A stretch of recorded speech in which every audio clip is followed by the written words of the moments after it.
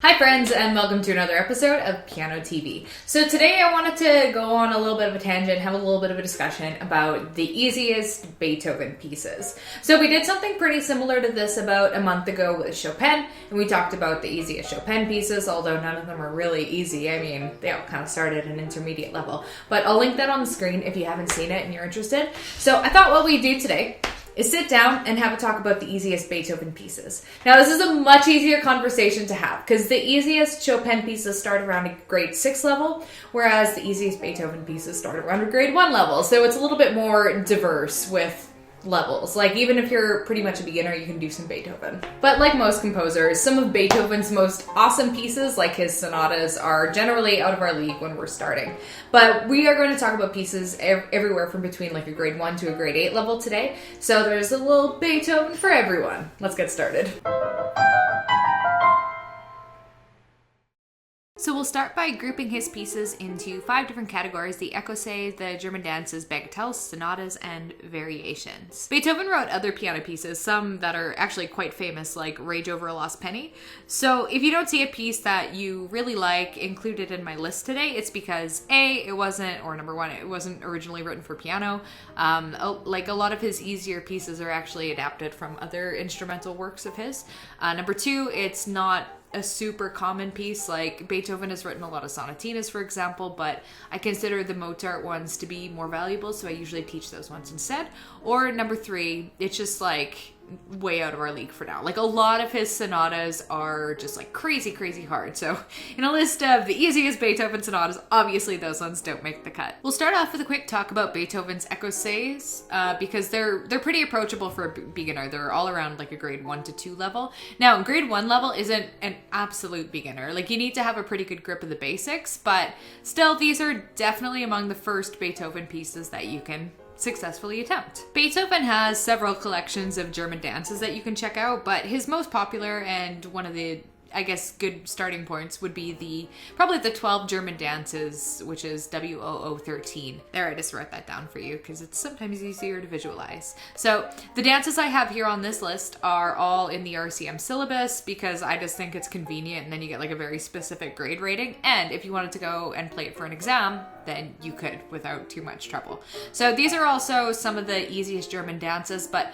a lot of the German dance collections are going to kind of be in this like intermediate level zone. I just wanted to make a quick note that since Beethoven's music is nice and old, it's all open to the public and available for free. And there's a really good website called imslp.org. If you haven't been there before, you should check it out. All these songs that I'm talking about today, if you want to browse their library, you'll be able to find them. Beethoven wrote about 30 bagatelles, including Furelise, which you've probably heard of.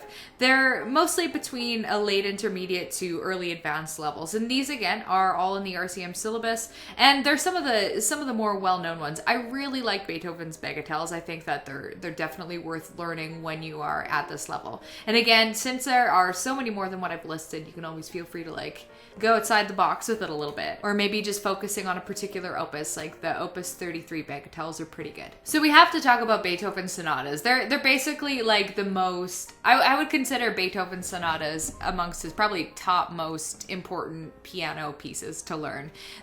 Most of them though are really advanced, like grade 10, ARCT, beyond. So the 3 that I have here are definitely the easiest, even though they're not like super easy, like grade 8 to grade 9 levels, like early advanced. Now, if you're just looking at individual movements of sonatas, they become a lot more approachable. So like a good example is the Moonlight Sonata, because the first movement, you know, if you're at a grade 7 or 8 level, you could do it. But like the third movement is really crazy and, you know, is ARCT levels. So the whole sonata would be like a high level, but the individual movement, much more doable. Sonata 19 and 20, I consider 20 to be easier. They're both really short sonatas. They both only have 2 movements, and I think they total to about 8 minutes of total playing time, which is really short for a sonata.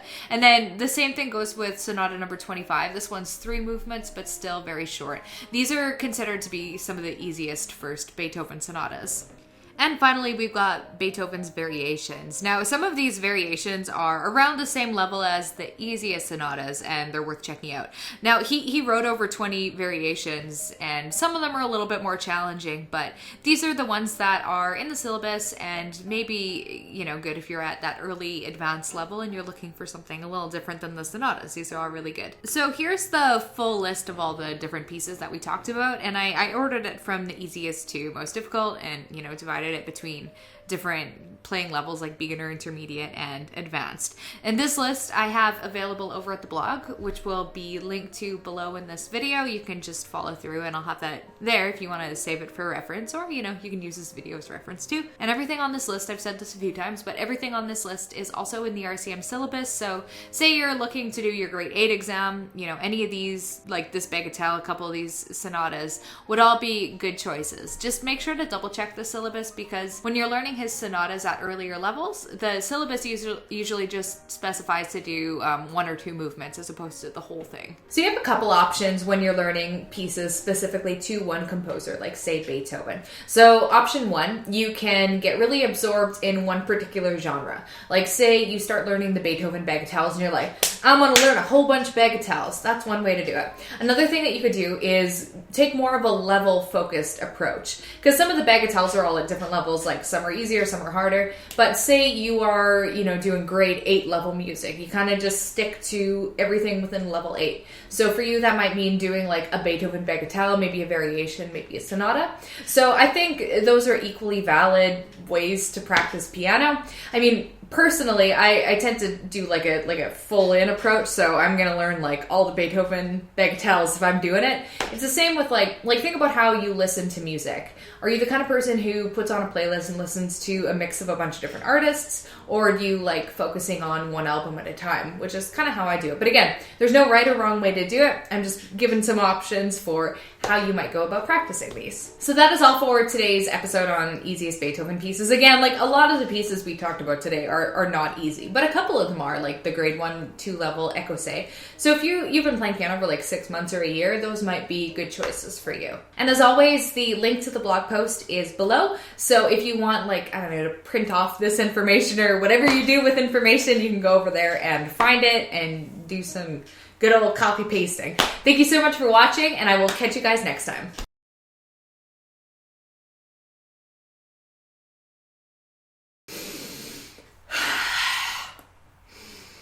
Breathing.